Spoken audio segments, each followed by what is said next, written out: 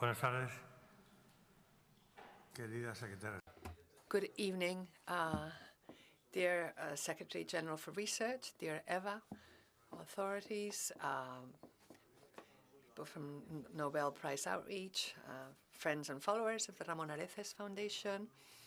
Warm greetings to the associations of Spanish scientists abroad who are following this online, and also a very warm greeting to the students and faculty of the Fundación Ramón Areces Chair of Retail Distribution who are with us today as well. Dear friends, since I'm the first to speak and nobody has introduced me, I'll introduce myself. My name is Raimundo Pérez Hernández, and I'm the Director General of the Ramón Areces Foundation, and I'm here to welcome you on behalf of its Scientific and Social Sciences Councils and its Board of Trustees to this event, which we're organizing jointly with Nobel Prize Outreach.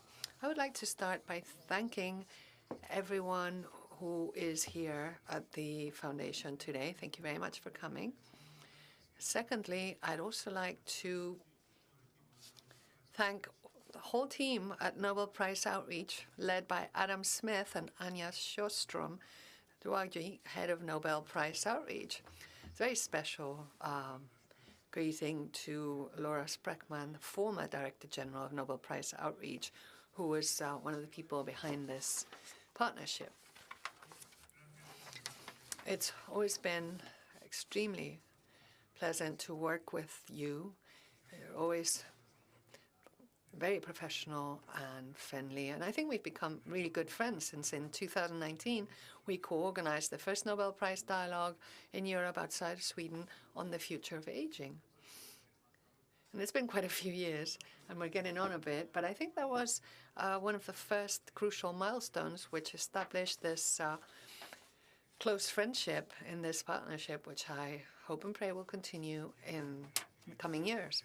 I would also like to particularly thank my team, who I know have worked very hard to prepare for this event.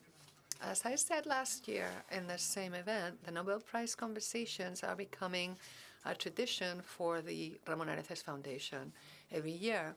It's really the highlight of a program of activities at the Foundation, which, as you know, has the aim of sharing with Spanish society the latest developments in scientific research globally, and also the thought that's been created in the most advanced circles. And we do this with the desire to combine the rigor of scientific research with the ideas, trends, and thoughts of the social sciences, which are always trying to give consistency and meaning to this whole process. I think these Nobel Prize Conversations have always used a very unique and original approach in the topics that are covered, topics that are entrusted to thinkers and qualified scientists like the Nobel Prize winners selected on personal, intimate, daily topics which are moving human intelligence towards unreachable or incomprehensible areas. In other years, we spoke about Inspired by Nature, which was about the relationship between art and nature, and imagination at work, which was about exploring the limits, if any, of the human imagination, and The Impossible Take Longer, which was a call for hope and speaking about how success is about thinking what nobody had thought about before. As Picasso said, inspiration happens, but it better catch you working. And our partnership also includes producing a podcast series with interviews of the laureates of the previous year. These conversations between Adam Smith and the Nobel Prize winners are, in my view, extraordinarily interesting and entertaining, combining the specific topics of their fields of research with some very interesting information about their background and personality. You can access these podcasts through our website. And the topic we've selected for the Nobel Prize Conversations this year is our future with AI. At this point, I would like to pay tribute to Adam Smith, who suggested this topic, which we immediately approved. As always, Adam Smith selected an absolutely fascinating topic. And of course, he combines the rigor of a scientist, chemistry, with a very British sense of humor. But above all, he's got an extraordinary ability to chair a debate, as you will see, moderating, discussing, improvising, and concluding like no one else. And today's topic, AI, involves thinking about a future which awakens a lot of questions and fears, ethical, legal, and human nature in a good part of society. And in many discussions and lectures which we've held at the Foundation, we've seen how AI can be a very powerful ally in the search for solutions and answers to the great challenges in essential fields like science, medicine, or economics.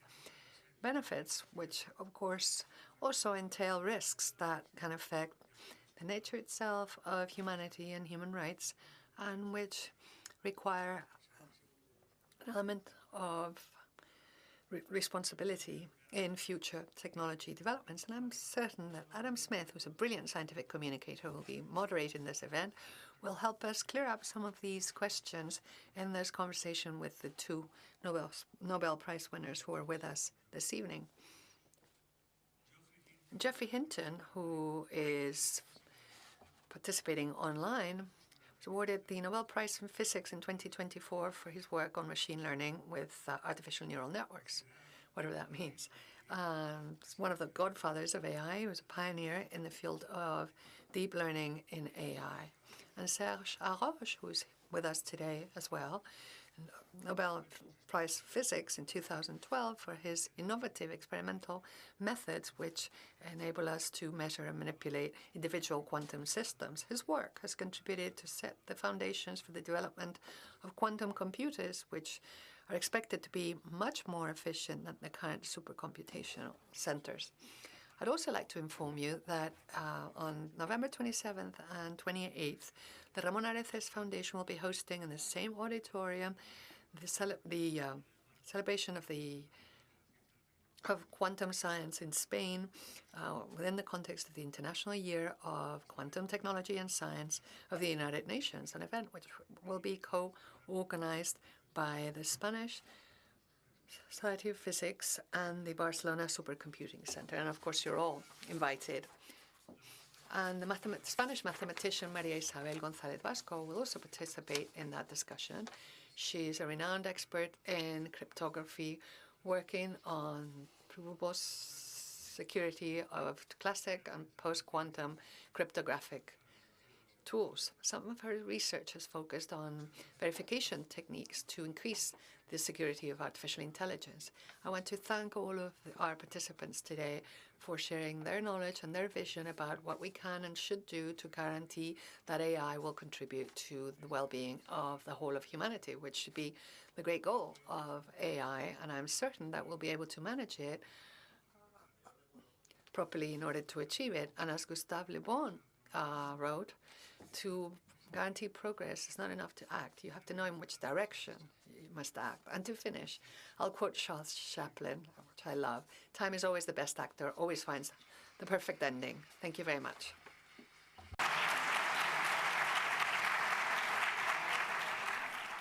Muchas gracias. Thank you. And now I'm going to give the floor to Adam Smith.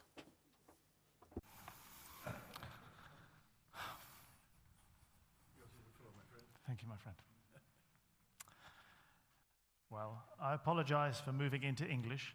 Thank you very much, Raimundo, my friend, for that extraordinarily kind and rather daunting introduction. Thank you.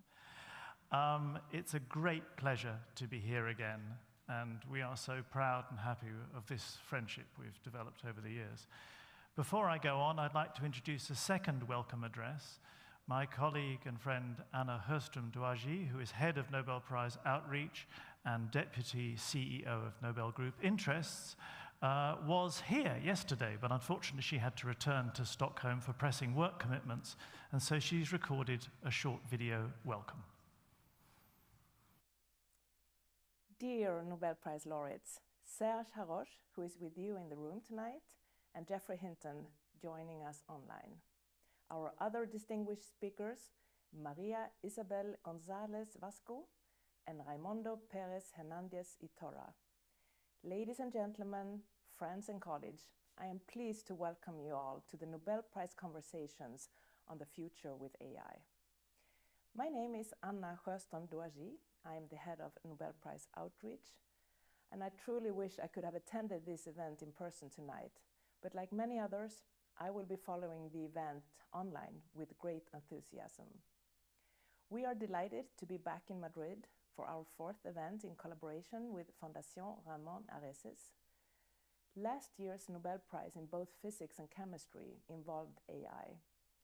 And in connection to the announcements, one of the chemistry laureates, Demis Hassabis, said, "I've always thought if we could build AI in the right way, it could be the ultimate tool to help scientists, to help us explore the universe around us."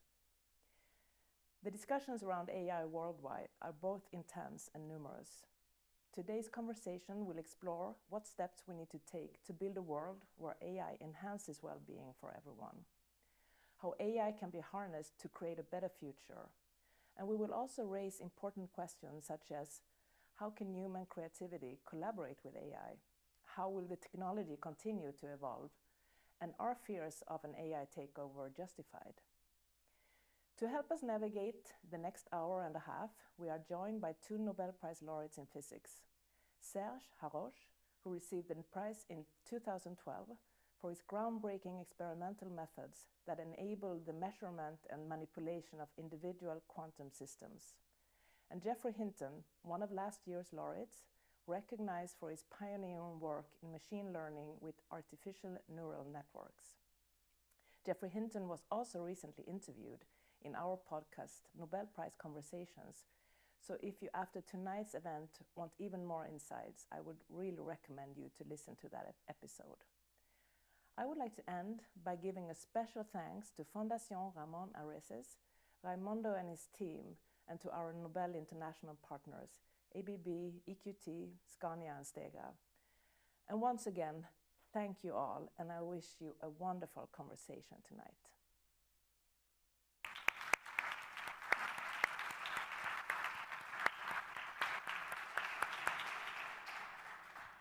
So as you've heard, this evening's session is based on this podcast series, Nobel Prize Conversations, in which we talk to the year's new Nobel laureates. And this year's series featured conversations as diverse as with 91-year-old John Hopfield, who built the first ever neural network, to 39-year-old John Jumper, who used neural networks to predict the three-dimensional structures of proteins from their DNA sequences.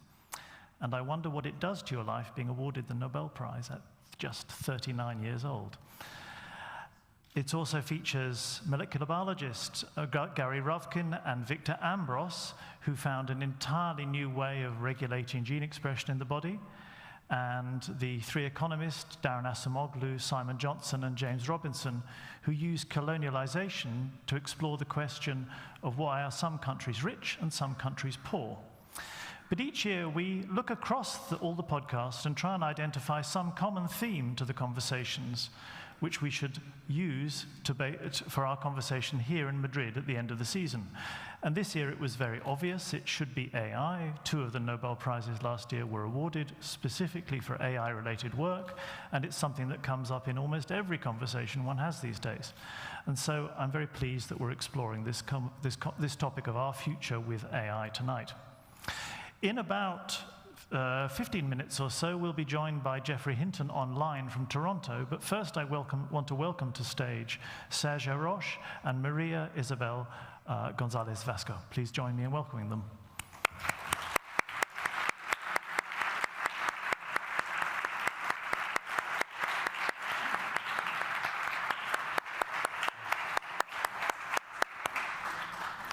Serge, if you want to take the middle seat. Maribel at the end? Yeah. Okay, so you've both been nicely introduced to the audience. You've only just been introduced to each other. You only just met a few minutes ago.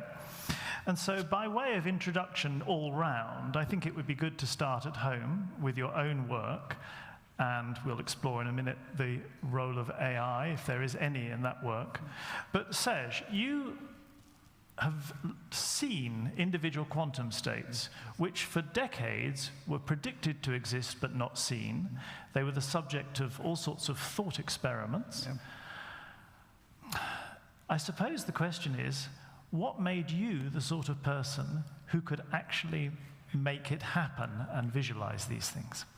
Okay, I want to start by saying that I'm not alone in this field. It has been a very active field since the 1990s, and it has become possible because of the development of technologies. The laser played a very important role to be able to manipulate and to observe single atoms. And many groups have tried to do that. And I want to stress that it's a very good example of the interplay between basic science and technology. Mm-hmm. The laser was invented by people who use the laws of quantum physics, that is basic science, to invent new devices. And in turn, the laser can be used as a tool to go deeper and deeper into the nature of quantum systems. So we have been able, about 20 to 30 years ago, to isolate single atoms, single particle flights, which are called photons, by trapping them in cavities, and look at how they interplay with each other, according to the laws of quantum physics, which have been known for 100 years now. We are celebrating this year the 100th anniversary of the coming of age of quantum science. And by doing that, we made experiments which were kind of replica of the thought experiments that people like Schrödinger or Einstein or Niels Bohr had imagined without being able to do the experiment. So I find this is amazing for two reasons. First, because these founding fathers were able to understand this without being able to do the experiments. So we have in fact vindicated all what they had said, mm-hmm. in spite of the fact that some of them thought it would forever be impossible to do. Schrödinger thought that it would be ridiculous to try to observe a single atom or a single electron or a single molecule, and now we can do it. And the reason we tried to do it at the beginning was just to meet this challenge without any specific goal in mind. No thought of application. Yes, and then when we started doing that, some people told us, oh, what you are doing is quantum information. You are trying to use the laws of quantum physics to manipulate information in new ways. But at the beginning, we did not have this in mind. And I think this was also the case for Dave Wineland, who shared the Nobel Prize with me. We are doing that just because it was a challenge in front of us. But nevertheless, you have dodged the question of what it is about you that, yes. that makes you scientifically creative enough to have actually achieved this. Because yes, there was a great body of work on which your work was based, and many people were working around you and with you, but there's something special about you. I don't know. I think what is special in this kind of research is that you work in a team, that you are just encouraged by people who are working with you, that you have to face in a group the challenges of doing work which has sometimes give positive or negative surprises, and that this is very important. So the only regret I have had when I got the prize is that it could not be shared with my colleagues and my close collaborators in this work. Okay, so Maribel, I'll come to you in a second, but so I want to ask Serge, do you foresee a time when AI can augment or even replace the sort of creativity, the sort of teamwork, the sort of scientific collaboration that happens in your particular field? We'll get much broader, but just starting with quantum mechanics. I don't know whether I should say that I am optimistic or pessimistic, but my view is that AI will never replace human creativity. I think that AI can be a fantastic tool to enhance our knowledge about the outside world and to help us to create new things, to open our imagination to new situations. But it doesn't mean that it cannot be dangerous, because as all powerful tools, they can be used in the right direction or in the wrong direction. But if it goes in the wrong direction, I think it will be, the culprit will not be AI, it will be the human people who are using AI.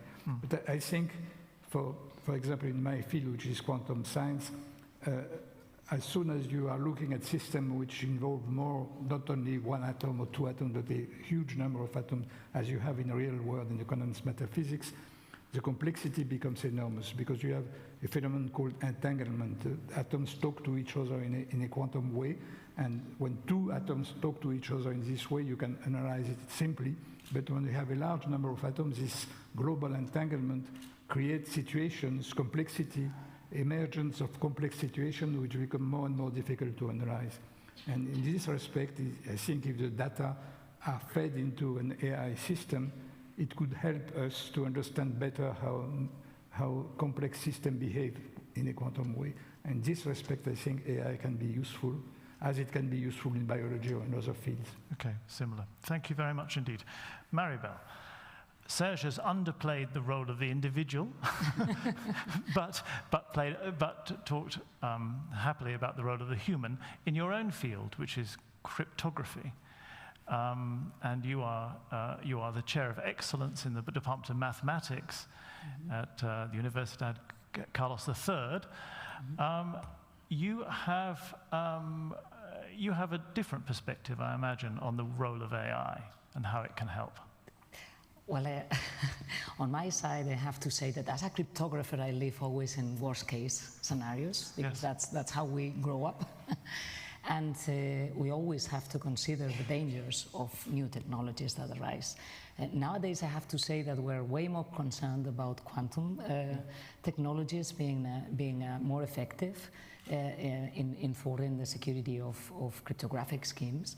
But indeed, we're keeping an eye on AI, which is also something that we hope to contribute to build more secure systems or to analyze and detect failures. Does it play a role at all yet in what you do?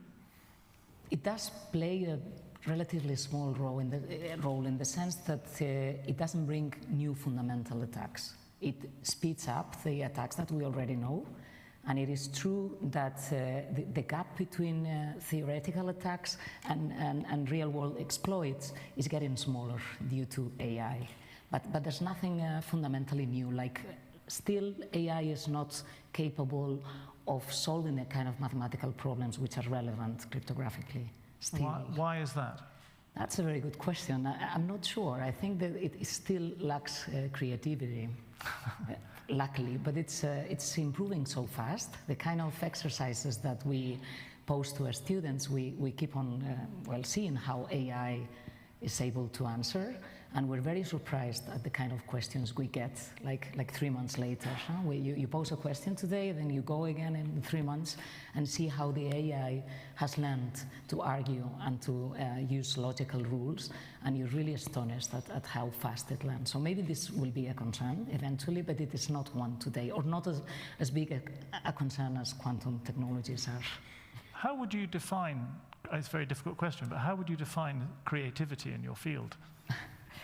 That is indeed a very difficult question. I think our creativity is mostly malicious in the sense that people who are really creative or who I find that get really astonishing results are typically finding flaws in cryptographic systems, like things you've never thought of, and then someone comes up, like with side channel attacks, like recording the noise hardware makes when processing a cryptographic key, and then they obtain some information which is relevant about that key. And as a mathematician, I would have never thought of such a thing happening, right?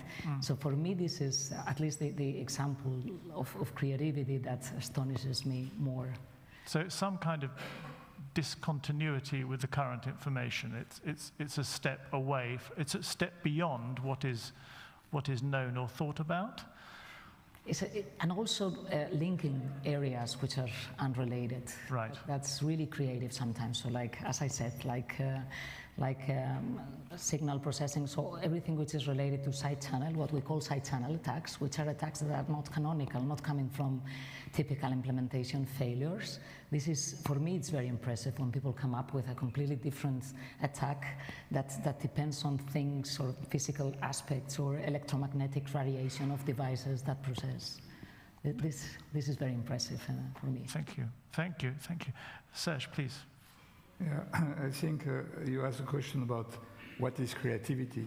I think it's hard to define, but it's very easy to recognize it when you see it. And creativity is a way to relate things which seem to be very disparate before you do that, and to put things together. And creativity can be achieved only in a given environment. If you look at this history of science, the period of great creativities have been well recognized. The Italian Renaissance or the beginning of the 20th century. It's a time when people have started to look at phenomena which were supposed to be unrelated before, and so strange new connection between them. One of these ideas, for example, when Einstein recognized that gravitation and acceleration in accelerated frames are two faces of the same phenomenon. Or when Newton discovered the fact that if an apple falling on the ground obeys to the same law as the moon going around the Earth. So these kind of ideas depend on observation in the real world and trying to connect phenomena which were not recognized as belonging to the same category before. And I think this can happen only with human intervention.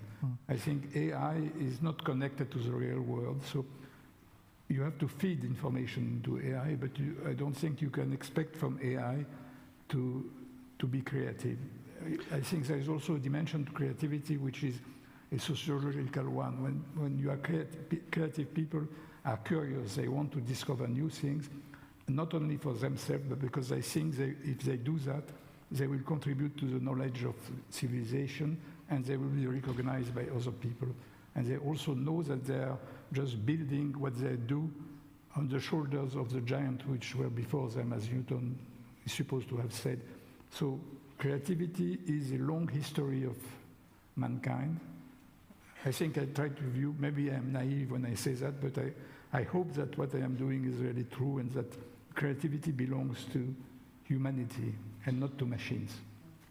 That's a beautiful point. And you both are in agreement that that creativity is defined by connecting these disparate things, and that somehow predictive algorithms are not going to be able to make such connections, at least yet. And it's such an important question, because I suppose what it is to be human is going to be an increasingly asked question in the face of these technologies. I think creativity in art obeys to the same kind of rules. When modern art has started with Picasso and Cubism and so on, it's a new way to look at the world, and it was creative. And this kind of creativity happened at the same time as big discoveries were made in science. And I think it's not a coincidence. I cannot say that there is a causality relationship between the two, but it's quite clear that the great scientists of the Italian Renaissance or the great scientists of 100 years ago were influenced by each other in the artistic and in the scientific domain. So creativity does not just spring out of nowhere. It springs from the social and cultural environment. And I don't want to say that the science is a sociological activity, and that the results of science depend on social ideas, like some relativists want to say. I think science is objective, but the way science is discovered depends upon the conditions in which the inventors and scientists are working. Thank you. Well, great. It's a celebration of society working together and the human. And at this point, I'm delighted to say that we can also bring Geoff Hinton into the conversation. He knows what we are talking about. So hopefully, Geoff Hinton is going to appear on this screen just here for us in a second from Toronto, if the magic can happen. If the magic can't happen, we have a problem. Let's see how machines behave. Yes, hello, Geoff. How lovely to see you. Welcome to this conversation in Madrid. For us, it's as if you're here, because you're beautifully on screen. And I'm delighted to introduce you to Serge Haroche and María Isabel González Vasco, who are with me on stage. I guess you could see them?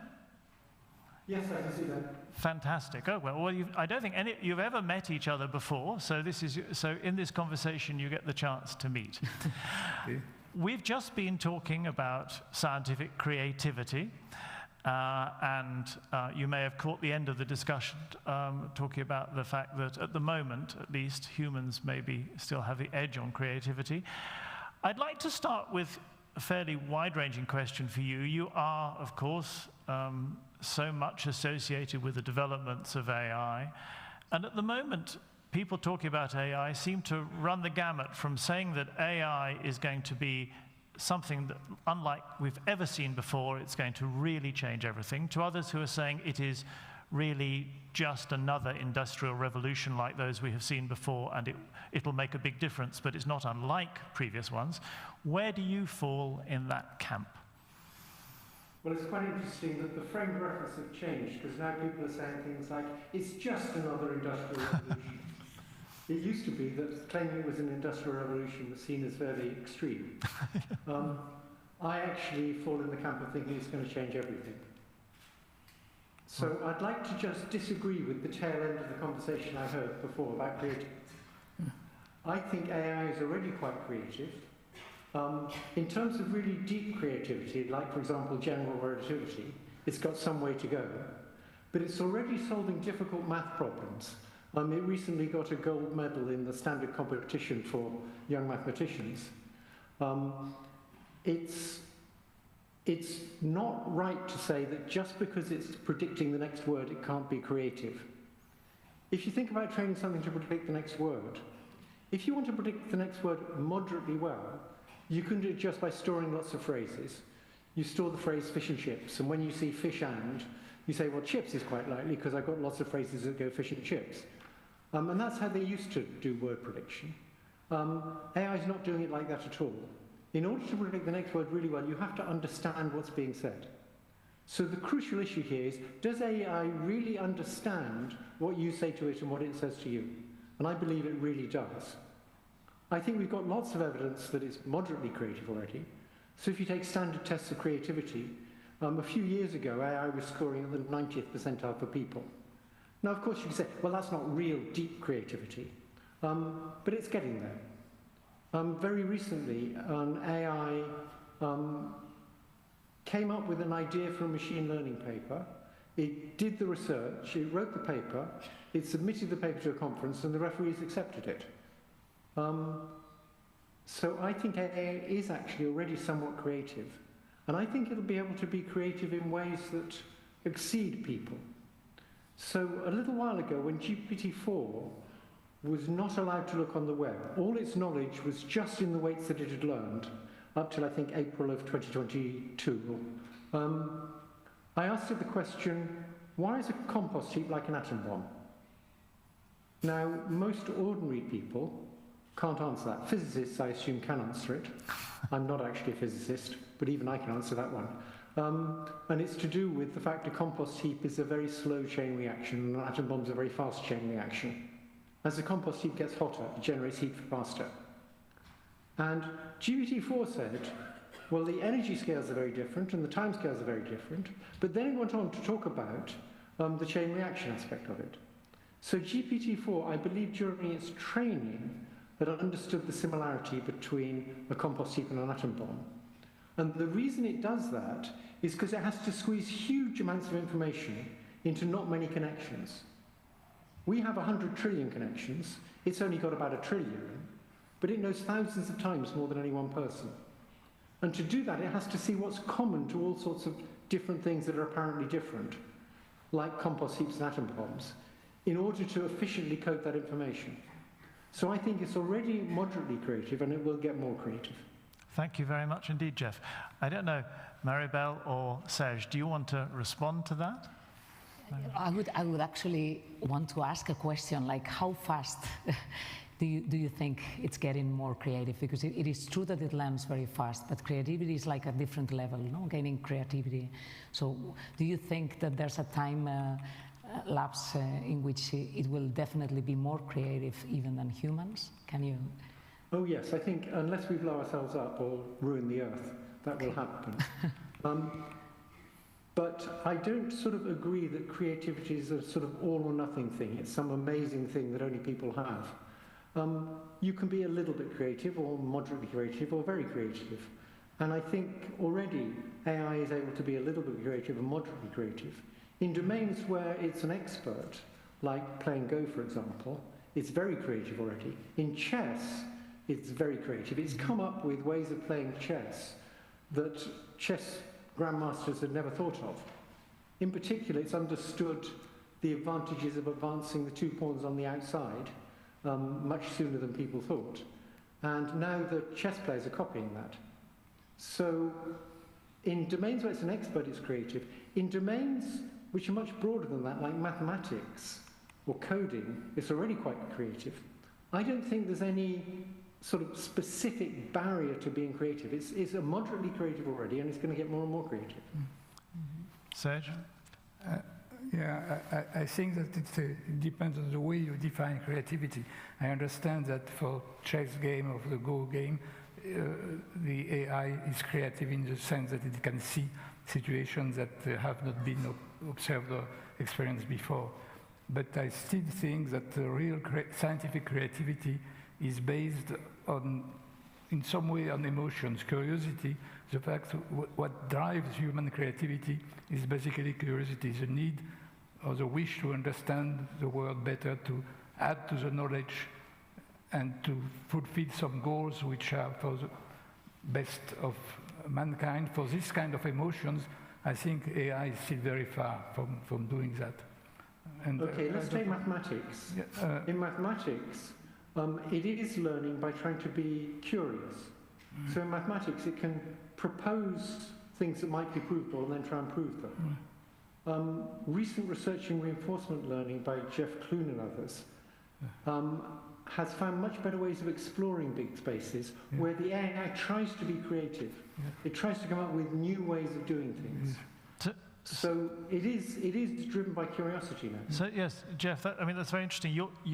You are saying that AI, even in its current form, has curiosity to a certain extent. Some versions of it, yes, particularly in recent breakthroughs in reinforcement learning. Yes, it's curious. It wants to understand new things. And I just, we have so much to get through. I wanted to ask about, just start with your greatest fears and then perhaps step back to some other questions. One thing is, do you think that large language models are going to achieve artificial general intelligence, or do you, like your old collaborator Jan LeCun, think that there has to be something new invented to get us there? I think that it's quite possible they would achieve artificial general intelligence, but I also think we'll be creating new things. Yeah. So we had a breakthrough with transformers at Google in 2017. We haven't seen that big a breakthrough, although we've seen some breakthroughs in reinforcement learning. I think we'll get more breakthroughs, and so I think what will actually happen is both the scaling up and the tremendous resources going into it and more technical breakthroughs are what are going to lead to artificial general intelligence. And are you frightened of that? Are you very worried by that development? Yes, because of the system in which it's being developed. It's being developed by big tech companies. They're the only ones with the resources, or governments. And with governments, it's competition between countries. With tech companies, it's competition between the companies to cash in on huge profits, which they think are going to be made. It's not being developed for the benefit of all humanity. And I think that's a big problem. So you are much more pessimistic than I am. I think it's really going to be creative, but I'm pessimistic about what that means. Yes, I think I agree with you that as a tool it can be used by people who want to use it for their own interest, either financial or political or just power over the rest of society. And this is very dangerous. And I think in this respect, we have to discuss ways to moderate the use of AI, as we have to do for nuclear weapons, or as we have to do for climate change. I think, and what I'm very pessimistic about the fact that our societies, our global geopolitical environment is very far from being able to achieve this task. And yes, I agree. If you look at the sort of consensus of countries that there was after the Second World War, when terrible things had happened and people didn't want those to happen again, and they created the United Nations. Yes. That's the environment in which we had to deal with the threat of nuclear weapons initially. Yes. That was a better environment than what we have today when we have a bunch of wannabe dictators. Marie Isabel. Yeah, I was going to say that how can we raise awareness? Because as you've said, after the Second World War, it was more or less easy to make the general public aware that there was a need for certain regulation. And when nuclear power came into discussion, of course, everyone was aware of the dangers. But my impression is that nowadays, hardly anyone is demanding that the development of AI is being regulated, and we're very unaware, and the younger generations are really unaware of the dangers it brings. So what can we do about it? Yeah, in the US, they're even going in the other direction. Trump tried to get laws passed that said states were not allowed to regulate AI for the next 10 years. So the powerful lobby groups that give Trump money are able to control the regulations, and that's really bad news. Your fellow laureates from last year, Simon Johnson and Darren Acemoglu, in their book Power and Progress, call for a democratic approach, an inclusive AI, where society is much more involved in trying to direct things towards the needs of people rather than just the needs of the companies who are developing it or whatever. Do you hold out hope that sort of groundswell of movement could change things, or where can the change come from that will make things, in your view, safer? I think it would be great if we could get that. So I think the development of AGI and following that superintelligence is extremely dangerous, and we should try and avoid developing superintelligence until there's a consensus of people that it's a sensible thing to do. But I'm not sure we're going to be able to achieve that. If you look at the political situation in the world at present, it's controlled by people who don't have that much caution about possibly doing huge damage to humanity. Okay, we've covered risk. We've covered, and hopefully a far future risk, although I should just ask you, Geoff, when would you put artificial general intelligence's date of inception at the moment? Okay, so when you ask people to estimate things that they don't have much experience with, things that are new and haven't happened before, they typically get their estimates very wrong. So a couple of examples would be, ask people to estimate the probability of a nuclear power station blowing up. And the industry was saying sort of 1 in 100,000, or once in 1,000 years. Well, I think we've had about 600 nuclear power stations, and 3 of them have blown up. So it's more like 1 in 200. For the space shuttle, they were estimating very low probability of it crashing. I don't know how many launches we had, maybe 100 or 2, and 2 of them crashed. So when you're asked to estimate things that are complicated and you don't have any experience with, it's impossible to give a reliable answer. So you have to go on your gut feelings. My gut feeling is there's kind of a 50% chance AI will destroy us. Other people I respect think it's much less than that, and a few other people think it's more than that. So I kind of moderate my opinion based on averaging with other people I respect. And that gives me a guess that maybe there's a 10 to 20% chance we'll get destroyed by AI. But it's just a wild guess. I think what's fairly clear is it's more than 1% and less than 99%. And in terms of the date at which artificial general intelligence is achieved? Okay, so if you talk to the experts on AI, very few of them think it won't be achieved unless we deliberately don't achieve it. If things progress as they're going now, most of the experts, there's a fairly strong consensus among experts, we will get AGI. They just differ in the timing, but a lot of the experts think it'll happen in between 5 and 20 years from now. So Demis Hassabis recently said about 10 years. I think between 5 and 20 years is a pretty good estimate. It's a pretty safe estimate for when we'll get AGI if we don't destroy ourselves and if we don't come to a decision not to develop it. Okay, thank you very much indeed. I think we should turn to a slightly less doomsday scenario, perhaps in the conversation. one question that I know is most interesting to you, Maribel, is the question of privacy. Would you like to talk a little bit about this? Yeah, sure. I mean, this is like tiny. If we've been discussing the end of humanity, I wanted to add something there. That is one question.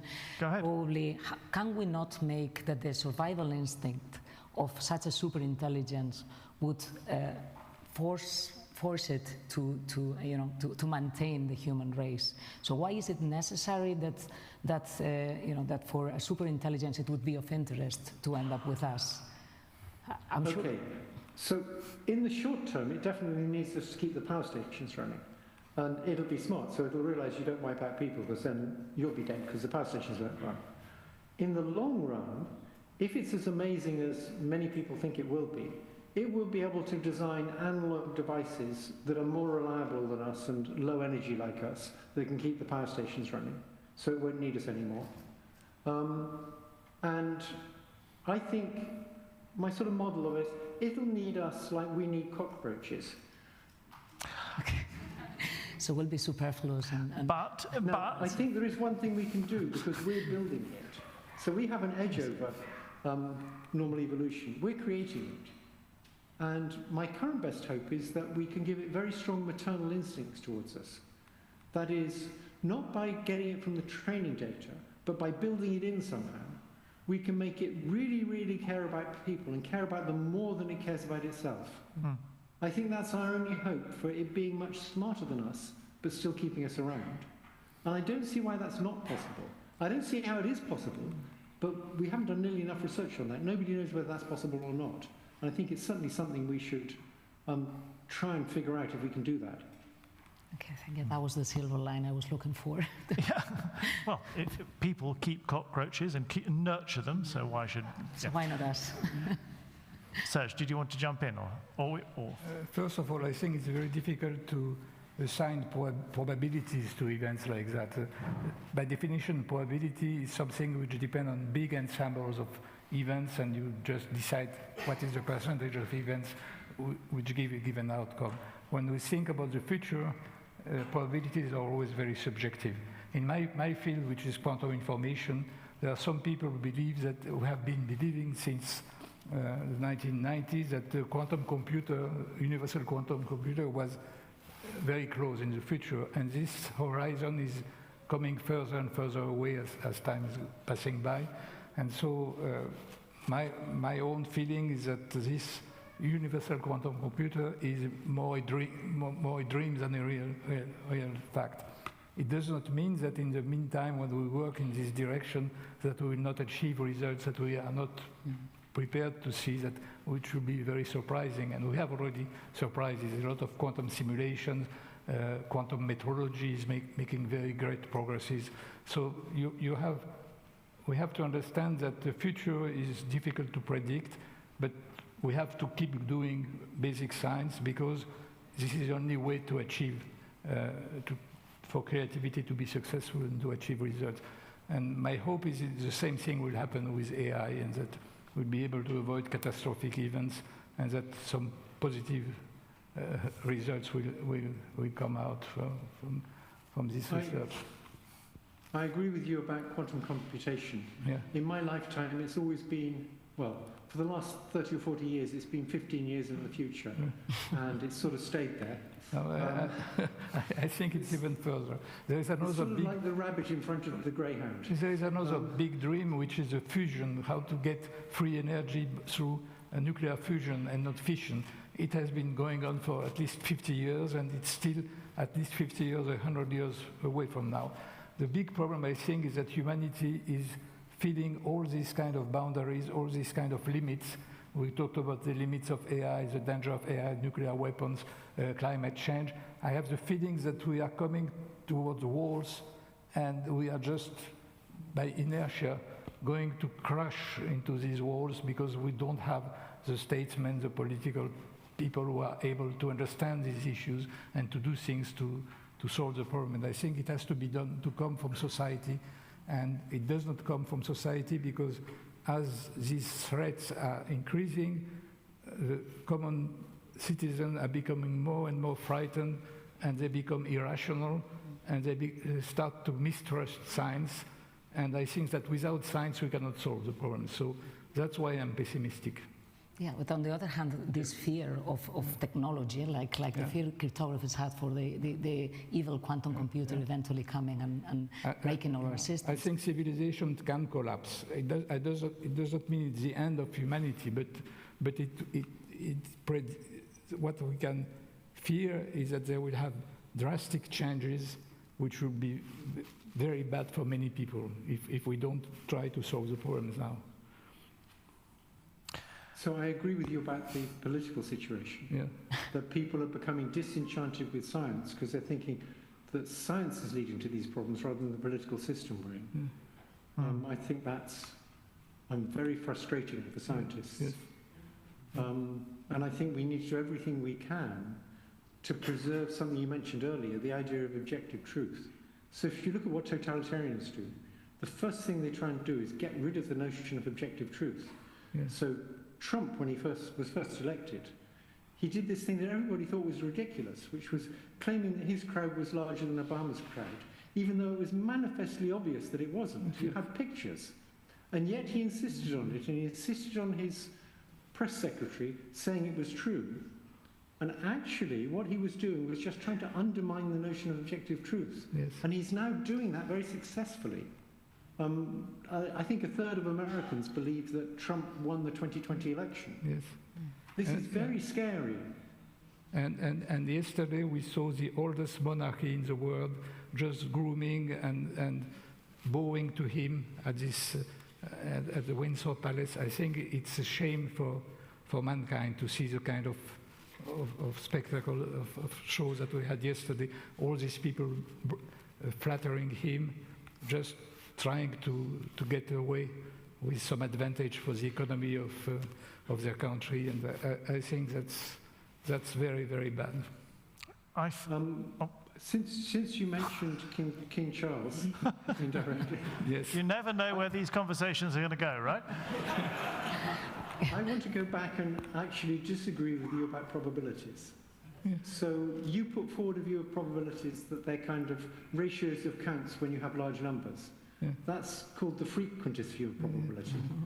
There is a different view of probability that many statisticians hold, called the Bayesian view, yes, when you can estimate probabilities for things that have never happened, yeah, and when you don't have large counts. Yes. And a classic example of the problem with the frequentist view is, suppose you want to estimate the probability that King Charles III will be beheaded. Well, you can look at all the King Charleses, and you can say, okay, there's been 3 of them, and one of them was beheaded, so the probability is 1 in 3. That's clearly not a very good estimate. Yes. Yes. Right. I said I wanted them to meet each other. They seem to have found each other very well. We should just perhaps leave them to it. But I did want to come to the here and now. I wanted to come, I mean, all of us have as our intimate companions in our pockets or purses our phones. We're constantly interacting with the current state of large language models. Please, Maribel, talk about privacy and how you worry about that. Sure, I'm extremely worried about that because I see the younger generations, they are completely reckless when engaging with AI. They give out a lot of private information, and I see that with relatively trained youngsters, like computer science students, which happily tell you that they're feeding these tools with their medical records or with their CVs in order to get them polished. And I think it is probably our job to make them more aware and to foster education towards a more sensible use and privacy-preserving use of AI. Yes, I mean, it's fighting against the tide, isn't it? Because everybody is apparently using it more and more and just finding these tools more and more helpful. But it's also, I think everybody realizes that we gain a lot, but we also lose something. Everyone is aware that, for instance, in a cognitive sense, we're not getting better, right? Human cognition is evolving probably for the first time in many, many years in the wrong direction because we are less capable of doing certain things. We don't memorize as much as we did 20 years ago. We do not learn foreign languages. even losing the ability to write long texts because we get corrected all the time automatically. And it is the same as with physical exercise, right? We have a lot of, electrical vehicles and cute devices that would help us get from A to B really effortless and an easy way, but we know that this is not good for us. We know that we should move around and exercise because otherwise our bodies will suffer. The same thing, we should be aware that the same thing should happen to our brains, that either we use them and we train them, or we will evolve in the wrong direction. And may I ask you personally, do you use these tools? Do you use ChatGPT in your work? I play a lot with these tools just to see how they evolve. So as Professor Hinton was saying, indeed they solve now math Olympiad problems. That is true. This has happened like relatively recently. A year ago, they could not solve questions that could be raised to a 14-year-old. And so I very often try to trigger what kind of questions can I pose so that I will never get a good answer from these tools. So I play a lot with them, but I try to use them just very little. What about you, Serge? Do you use them? No. No. Jeff? I use them, maybe not as much as I should. I haven't played with them as much as I probably should. I particularly use them for doing things like, how do I make a video on a Mac? Or how do I put a new column in an Excel document? Things like that. They're wonderful for things like that. All the things I used to go and ask a student how to do, I now ask GPT-4 how to do, and it gives me very good answers. I mean, if we were to talk about the positive side of all of this and what it can bring now, what are you most excited about AI delivering in the near future? Anybody can jump on that. Jeff? Healthcare and education. Those are and everything else. But initially, healthcare and education. It's over the next 5 or 10 years, it's going to do amazing things in both those areas. Healthcare, we can see, certainly in diagnostics, is already happening. Do you think beyond that? Oh yes, designing new drugs, and just lots of little things like deciding when you should discharge somebody from a hospital. There's always this pressure, keep them in a bit longer just in case, versus release the bed for someone who desperately needs the bed. AI is much better at making those decisions because it can make it based on a lot more data. Right. I think one fantastic achievement is the automatic translation. The fact that now you can talk to anyone on the earth, any language, and be able to understand each other immediately. So it should be very positive and bring people together. Unfortunately, it doesn't seem to be the case. It's very useful as a tourist, but to build up understanding between people and between different geopolitical environment, it has not shown positive result up to now. But I think this is fantastic. Maybe it's not so good for translators and interpreters because their job will be limited. And having heard the elegance with which our translator translated Raimondo's speech into English, I'd have to say I still vote for the person over the AI. But I thought before that it will never be able to really to translate in a literary way from a novel from one language to another one, because you need to know all the environment, all the jokes, all the way to speak. But I think this will be solved, and I saw a lot of progress during the last 1 or 2 years, and maybe one day even these things would be able to translate from one language to the other. I think it's very hard for a French speaking person to understand deeply a Shakespeare play, and I think the same is true if you look at Molière's plays, which are so deeply ingrained into the French culture. I think in another country, it's in English or in another language, it's very difficult to get a translation which conveys the same emotion, the same feelings. But maybe it will happen with AI, I don't know. So sadly, I'd like to agree with you about the idea that making communication easier doesn't always lead to better outcomes or more understanding. So I have a kind of little example of that, which is, it once occurred to me that if you made people who are driving cars able to communicate with each other better, maybe you get better behavior on the road. So I had the idea, maybe on top of each car, you should have a big LED display that can display 2 words. But then I realized it wouldn't even need to be an LED display. You could just have the same 2 words displayed all the time. And we know what those 2 words will be. We do. When it comes to education, Maribel has already pointed out the perhaps negative effect on education of the availability of the tools, but the positive effect is what? A tailored education, an education that recognizes the individual modes of learning. Who would like? Jeff, please. I recently watched a video. I wish I could remember the name of the guy who's doing it. There's a school called the Alpha School. He set up. He became a billionaire about quite a long time ago, and it's been rather quiet since then. And he's gone into education, and he's realised that you can use AI to do private tutoring. Private tutoring is much more efficient than being in a classroom, and he wants to get rid of classrooms altogether, normal classrooms. So a teacher telling children stuff just isn't a good way for children to learn. And in his school, or a school that he's deeply involved in, the children have 2 hours a day of this tutoring, and they can get through all of the curriculum easily like that. It's very important that they master early things before they go on to more complicated things. That's where most of the problems come from. And the AI tutoring ensures they master things. And then they spend the other 4 hours of the school day in group projects and things, learning social interactions, not just learning material that a teacher would teach them.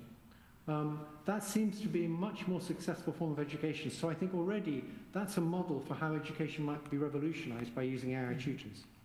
How would you have responded to that, Serge? That form of education? You mean... You personally, as a child, would have worked for you? I think learning and education requires a lot of work and a lot of personal efforts by and I'm afraid that the facilities we have using the digital facilities and AI, which make it not necessary anymore to be able to calculate or to write correctly, all these things are facilities make things feel easier than they should be, and I'm afraid that it's the fact to being trained by human beings and to be the contact between the teacher and the child is very important, and it becomes more and more difficult to achieve it with the mass education that we are knowing today. And the general trend is that the level of education is decreasing in all countries, because one of the reasons is that the social recognition of teachers is not as high as it should be. The fact that engineers, technicians have a higher position in society than teachers, I think is something very strange, because the only wealth, the real wealth of a country is the wealth which is developing in the mind of the young children. And I don't think that AI could be the solution. AI might help if it is being used by good teachers, and to have good teachers, they have to understand AI, they have to understand how all these technologies can be used in a positive way. And for that, the teachers have to be recognized better and to get better social recognition, better salaries, better environment. And I am always afraid and always really disappointed by the fact that it's not understood by politicians. Even if they claim that they understand that, they don't do what should be done to improve the level of education. I do partially agree with what you say. I think the teacher, the human teacher, is something we should never do without, and it should be more valued. But I think AI tutoring will be really helpful, and also is one of the good sides of AI, that it will help us get equality, because these are resources that are accessible to children all around the world, well, almost for free or in a cheap way. And this is one of the good things that we could get from AI. That's a very important point. So can I comment on that? Yes, please. I completely agree that teachers should have much higher status. The fact that hedge fund managers have higher status than teachers is crazy. However, what we know from experiments is that a private tutor will allow you to learn about twice as fast as a teacher teaching a classroom. Yeah.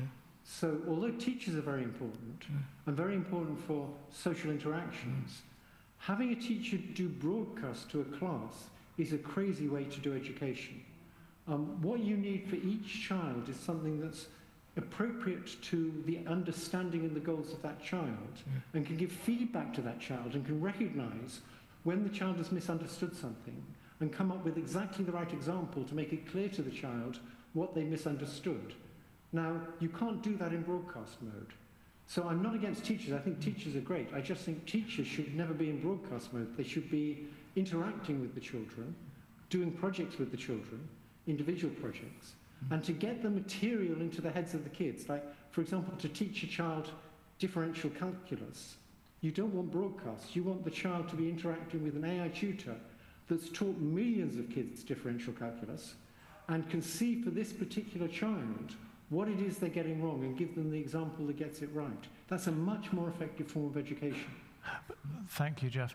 But Serge, your comment on teachers brings up a whole nother area that we have to think about, which is the status of people's jobs. That teachers, they may be less valued by society than they were, which is a bad thing, but on the other hand, there is a great value in being a teacher, and teachers are proud of being teachers. And as AI comes along and begins to replace people's function, many people are losing their identity in many walks of life. So this takes us into the whole area of people having their jobs replaced by AI, or hopefully augmented if things work out well. But I wondered if any of you had a comment on this whole question of the labor market and AI and how we approach that. I think at the beginning of the conversation we said that AI was just one revolution after others, and this is a good example. In fact, in the 19th century, when the Industrial Revolution started, a lot of people were out of job when the machine replaced the weavers, and that there have been a lot of bad things which happened, people losing their job. In fact, all the revolutions of the 19th century, which occurred in 1848, around 1848, in the whole of Europe, were triggered by this industrial revolution.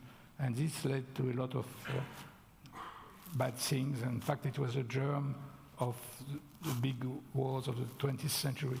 So we have to take also into account that this can have very deep effects on the way society evolves. It's clear that a lot of professions, a lot of jobs will be lost to AI, but also it will be an opportunity for people to get into new jobs, and it will require, of course, that education has to last much longer during the life of our lives, because we have to be flexible to adjust to these continuous revolutions. And I think this is also one of the reasons we have this resentment and this development of populism now. It's the fact people are afraid by the uncertainty of the future and the fact that there is no more any certainty in the future of our lives because of the upheavals that the new technologies are creating. And so all this is all these factors are working together, and that we have to try to solve these problems, of course. Thank you. I'm going to go to questions in a minute, but I'd like to have a comment on this from you, Maribel, and then you, Jeff. So first you, please. So I think it's hard to be optimistic in the sense that for sure a lot of jobs will disappear. There are lots of things which in 5 years will no longer be necessary due to AI tools. But the positive side is that if we all think of the kind of tasks that we do every day in our jobs, surely there are lots of things that are not that rewarding. which are more or less automatic. So the ideal situation would be that these are relegated for AIs and that we somehow manage to maintain the added value of certain tasks that are probably unique to humans, like interacting, in my case, directly with students, or specific creative thinking that maybe, as for today, can only be done by humans. True, but even jobs that are mundane and repetitive give people identity, don't they? That is true. That is absolutely. So I cannot be optimistic to that respect. I think maybe there's a new value to the kind of jobs that were, necessary like 100 years ago. So we will start valuing things that are handmade, things that have been created without any AI or machine intervention. I don't know. I'm not very optimistic in that respect. I think definitely a lot of people are going to feel like they play no role in the future society. And this is really something that worries me a lot. Yeah. Things created without any AI intervention like Serge Haroche, you mean? For instance. That's best example. Jeff. Please. Yeah, I guess I have two things to say. First, you have to distinguish between markets that are elastic and ones that aren't. In healthcare, for example, if using AI could make a doctor and a nurse 10 times as efficient, we could all just get 10 times as much healthcare for the same cost. And we could absorb that, particularly old people. Yeah. So that's not going to cause unemployment there. Yes. In other areas, like in a call center, explaining to you what you did wrong when you're trying to do something with a product, that's not so elastic, and I think it will put people out of work. The other comment I have is that on the face of it, it's crazy that a huge increase in productivity, which is what AI is going to give us, should be bad. And the only reason a huge increase in productivity is bad for people is because of the system we have, where we know the benefits of that are going to go to the rich and they're going to make poorer people unemployed. That's not an AI's problem, that's the political system's problem. Thank you. Okay, unless you want to comment, I'd love to go to questions. We have microphones circulating. Please, could you give a microphone here? You can ask in either English or Spanish. Please, go ahead. Hi Jeff. I wanted to ask a question about, can you hear me okay? Jeff, I can't see you. Can you hear? No, you won't be able to see him. I can hear. Yeah. Okay, fine. I wanted to ask a question about the route to safety. So my first question is, do you have faith in technical solutions like mechanistic interpretability? Do you think that holds much promise? And then my second question is, for people who aren't technical, what should they focus on? Should they focus on safe implementation in their field? Should they focus on political canvassing to try and engage governments to regulate more heavily? What should their focus be? Thank you. Okay, I don't think we know how to make AI safe, and so I think it's worth exploring lots of different routes at the same time. Mechanistic interpretability will help. The ability to see what they're thinking when they think in English, that will help a lot, so long as they keep thinking in English or in a natural language. There's lots constitutional AI which tries to build in things they won't do. All of those are approaches that need to be explored. On the question of what should people who aren't experts do, my belief is we need the general public to put pressure on politicians to regulate AI. So I think it's like climate change. The big energy companies have always been putting pressure on politicians to let them do what the hell they like and pollute the environment as much as they want. And the answer to that is the general public becoming aware that this is causing terrible things like climate change and pressuring the politicians to actually do something about it. I think what normal people can do is pressure politicians to not allow the big AI companies to just go unregulated. Thank you, Jeff. Please, another comment here. Yes. From my viewpoint, what we are seeing is like a black swan. Okay, an example of this is like the abortion years ago. Once the law of abortion was approved in the US, there were, after years, the impact was huge. Hundreds of thousands of lives changed because that single decision. It's the same with the AI. The AI event occurred not long ago, but it's going to have a huge impact in the society for the next years. What we are not seeing is the convergence of some other technologies. We have the robotics and the virtual reality among with the AI. So the future that we need to foresee during the next 5 to 20 years is going to be totally different to what we think. And there is another reason in addition to that. Us as humanity used to see the things in a certain way because we are biased by our own principles, our culture, and our way to do things. This new technology does not have that kind of biases. It's going to explore all the possibilities, even within or without morality, or even with a new, fresh viewpoint. My point is, what is Europe going to do in order to catch up with this new technology? What I see is a lag in this competition, because it is a competition. North America and China are far away. What I need to ask is, what is Europe going to do in order to catch up the future with AI? Thank you very much. Thank you very much for the question. And if I could just, what does Europe need to do? Or perhaps you could phrase that as, what is Europe's role given the speed of development and the money being put into it in China and the US? Serge, you want to? I think the specific position of Europe in the geopolitical situation now is that Europe is largely democratic, which is not the case of China, and democracy seems to be in danger in the United States too. So Europe can play a role to try to control and to decide rules for the good use of AI. But of course you cannot do that if you don't have the power to develop AI at the same time. So Europe has to understand that there has to be a power in the world and to be a power which counts on the global scene. And this is a question again of leadership, of statesmanship by politicians in Europe.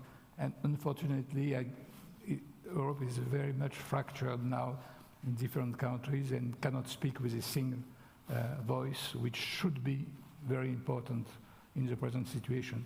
We have to remember that modern science, all what we are talking about, started in Europe a few centuries ago, and Europe should be one of the leaders of all these revolutions, scientific and industrial revolutions. And it is not the case, and we already discussed some example of that, and I think it's very bad. I think Europe need to take the leadership in trying to find a solution to all these problems. And that's why I think it should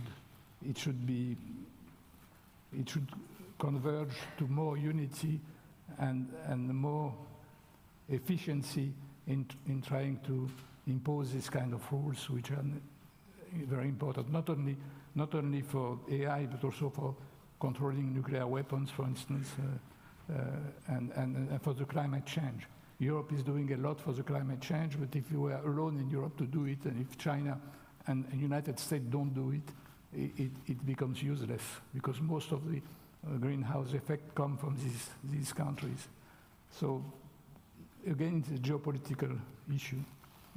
Thank you, Serge. María Isabel. Just wanted to quickly jump in because you said something really interesting, that the AI is unbiased. I am not so convinced this is the case. I'd like to hear what the others think. I think there could be lots of biases from the way these models are being trained, which maybe we cannot even detect or grasp, and this will have an impact on how they are developed and on the kind of things they do and they contribute to our future society. inbuilt biases, and also on the question of morality, the desire to build morality into these models, whatever morality would be when built in. I don't know. Jeff? Well, on the question of bias, undoubtedly AIs are biased. They pick up the bias from the training data. If the training data consists of old white men deciding whether to give young black women mortgages, and they tend to deny them, the AI is going to do the same thing. The good news is that it's easier to measure bias in an AI than in a person. So you can freeze the weights of the AI and do experiments on it. And you won't suffer from the Volkswagen effect, which is it'll behave differently when it knows you're testing it. So I think it's easier to measure bias in an AI. It's undoubtedly biased, but you can measure bious. Yeah, but can you regulate it?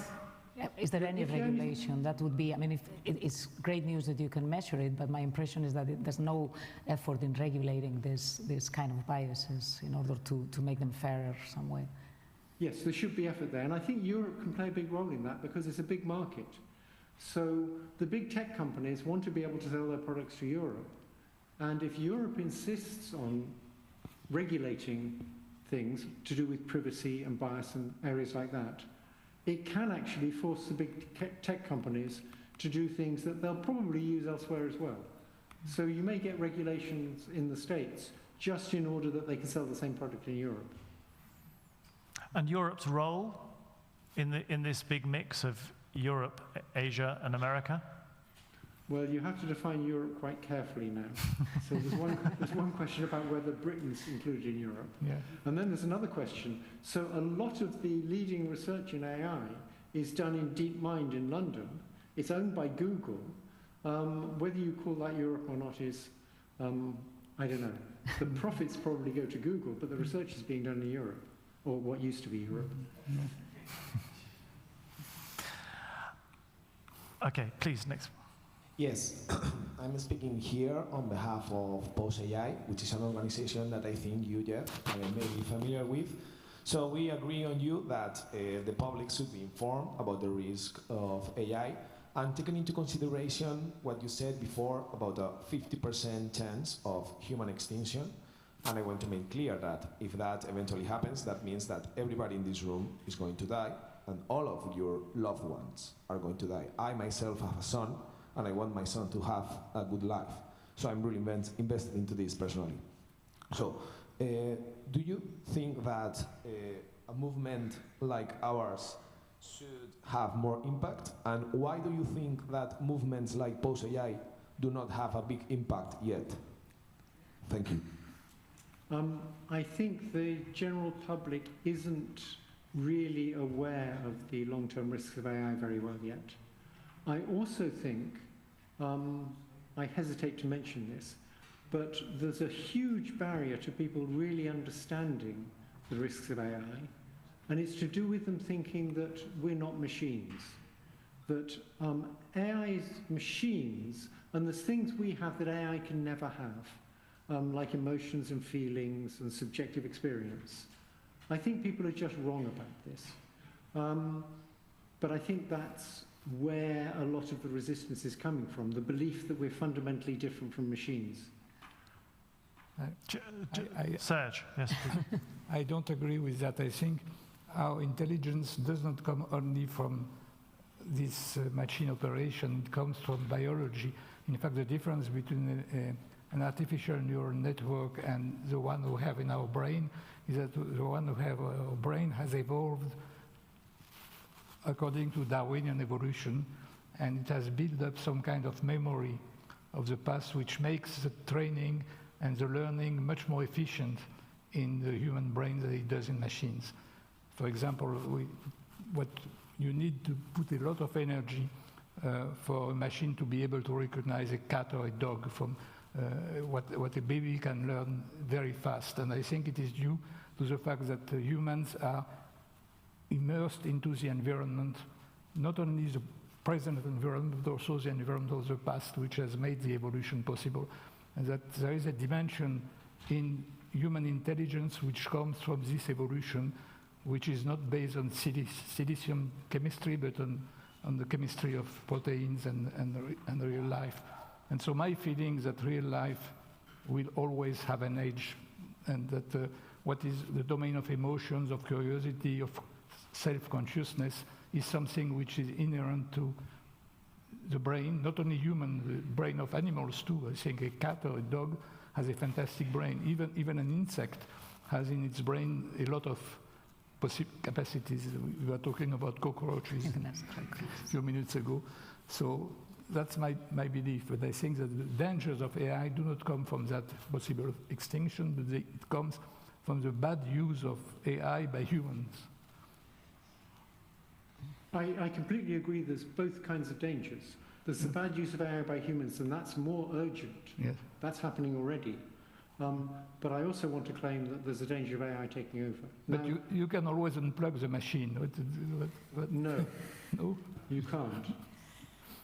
The machine will, if a machine much smarter than you will be able to persuade you, if you're the guy who's meant to unplug it, that it would be a very bad idea to unplug it. But So, for example, Trump could invade the Capitol just by talking to people. you know, I was very much struck when 30 or 40 years ago, I am not a biologist, but I read the book by Dawkins, The Selfish Gene, which explains all evolution from this need of the genes to replicate themselves. This is a law which is ingrained in biology, and you don't have that in the machines. This need to survival or to just to deploy your genes everywhere is something which is lacking in hopefully, I think, in artificial intelligence, and I think this is a big difference too. I have. I like the word hopefully, because if you got super intelligences involved in an evolutionary competition, we'd be toast for sure. Evolution's going to be very dangerous if you're on the wrong side of it. Sorry, Jeff, I know that we've got limited time for you, and I just wanted to get 2 more questions in, and I wish that you and Serge could go outside and talk about this over a drink, but let's just get these 2 questions quickly, please. Yes, go ahead. Hi, so question for Jeff, and just following on from your conversation there with Serge, we've alluded to the dangers of AI and the importance of regulation, but also to the potential upside in fields like healthcare and education. What does regulation look like? Regulation in other fields has a propensity to stifle innovation and development. In AI, how do we maximize our upside? And what does regulation look like in the way that doesn't stifle innovation and doesn't prevent us from achieving development in healthcare and education and so forth? So, unfortunately, my feeling about that question is it's like an energy company saying, how do we regulate the production of energy without decreasing the amount of oil we can extract? And you can't. There's a trade-off you have to make. And that's very difficult when you're in a political situation where if one country regulates AI, I mean, it's a big problem for Canada at present, for example. If they regulate AI, then what will happen is it'll make it harder to do AI in Canada. So it's just I think we have to face the fact there's an objective conflict here. So, for example, Elon Musk was very much in favor of regulating AI in California. But that's because he moved his operations to Texas, and he wanted to get a competitive advantage for Texas. Thank you for the question. Thank you, Jeff. Please. Yeah, this is also in regulation, but you were mentioning that AI is either driven either by countries or by tech giant companies. Both are dropping the commitments, the environmental commitments and carbon commitments because of AI and how much it consumes in energy. So besides regulation, I wanted to ask, what is your take? What do you think is going to happen more towards the environment and all these net zero commitments that were made that now are being dropped everywhere? Thank you very much for the question. Hopefully, if we got more of the energy from solar and wind, it wouldn't have the same environmental impact. It seems terrible that the United States is going backwards in that regard. China is going forwards in that regard. I think we solved the problem of nuclear fusion. You have a nuclear fusion reactor 90 million miles away and you just click the light. Serge, that's a cue for you to talk. I have nothing to add to that. I think the energy consumption is a big problem for all the computer activities, including AI. And again, I insist upon the fact that human brain is much more effective. When you spend 1 watt of energy to learn by yourself, it's about 1 million times more effective than what you do with machine. And this will be a limitation in the end, I think. And unfortunately, I don't think it's a big concern. So I don't think those who are pursuing regulation of AI are thinking environmentally, unfortunately. I'm very pessimistic in that respect. Okay, thank you. I see no more hands raised, and we here in Madrid have the lovely opportunity to step outside and enjoy the warm evening and a cocktail reception. Jeff, what are your plans? I'm in a cottage on a lake in Ontario. My plan is to go outside and find the rotten boards in the dock and replace them so I don't fall through the dock. Well, it sounds like a very creditable task. Fun in its own way, but perhaps not quite as much fun as continuing the conversation over a drink and a bite to eat. But I thank you, I thank everybody here for being here. By being here, you make the evening. Your questions were wonderful. Thank you very much for those. And I particularly want to thank our 3 panelists, Serge, Maribel, and Jeff. It's been a delight listening to you talk to each other and get to know each other. And although there is absolutely no way, Raimondo, that we've solved any of the questions that were posed, we have at least explored them to a certain extent, or they have explored them, and I think it's been a fascinating conversation. So thank you all. Thank you.